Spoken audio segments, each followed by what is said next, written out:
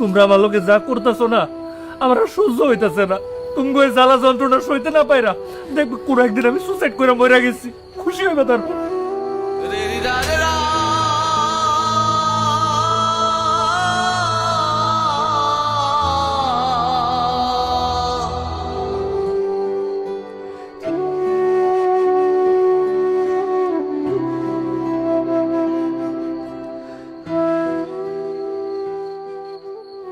খাস না কেন?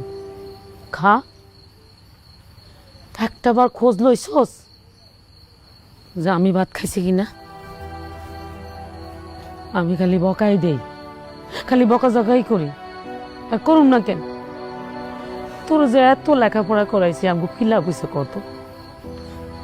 তোর বাপে গরু ছাগল বেচে তোর আই দিয়ে পাস করাইছে, আর এই বুড়া মানুষটা এখনো খেতে খামারে কাজ করে। এই তোর কি একটু মায়া হয় না? তোমার কি মনে হয় চাকরি পাওয়াটা খুব সোজা? চাকরি পাইতে গেলে একটা খুঁটি জোর লাগে। আমার তো আমার বাপের গোষ্ঠী, আমার মার গোষ্ঠীতে এমন কেউ নাই যে আমার একটা চাকরি দিয়া দিব। আর তোমরাও তো হাতে 20 লাখ টাকা নিয়ে বসে থাকো নাই যে টাকাটা ঘুষ দিব আর একটা চাকরি লয়ে আলম। তুই চাকরি আসা ছাইরা দে, খেতে খামারে কাজ কর। আমি তো কম চেষ্টা করতেছি না মা।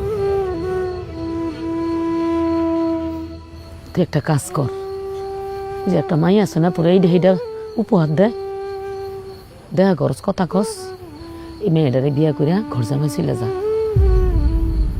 মায়েরা নিশ্চয় বড় লোক, আর হেগো পরিবারে চাকরি দেন না লোকও আছে, চলে যা। যদি দরকার পড়ে তাইলে আমি ওইটাই করুক।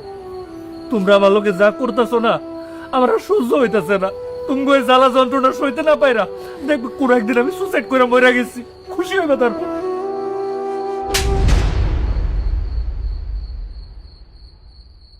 তোমরা আমার লোকে যা করতেছো না আমার আর সহ্য হইতেছে না।